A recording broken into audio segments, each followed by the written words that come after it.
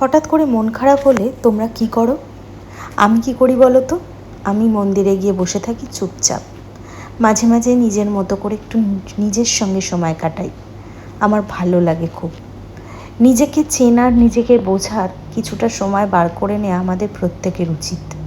কি করছি, কেন কিছু ভালো লাগছে না, সবটা বোঝার জন্য একটু একাকিত্ব দরকার। তো সেটার জন্যই আমি মাঝে মাঝে ছুটে যাই আমাদের বাড়ির কাছেই এই দুর্গা মন্দিরে। আজকে অবশ্য একা এসেছি, মাঝে মাঝে বরকে নিয়েও আসি।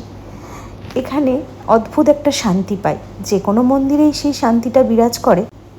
তবুও জানি না কেন, যে কোনো অকেশান হোক, কিছু হোক, আমি কিন্তু মেট্রোপলিটন দুর্গাবাড়িতেই আসি। আমার ভীষণ ভালো লাগে এখানে। না আছে পুজোর জোর জুলুম, না আছে চাঁদার জোর জুলুম। তোমরা যেমন করে পারো মাকে পুজো দিতে পারবে। এটাই তো শান্তি, তাই না বলো? তোমরা কারা কারা এসেছো এই মন্দিরে অবশ্যই কমেন্ট করে জানিও।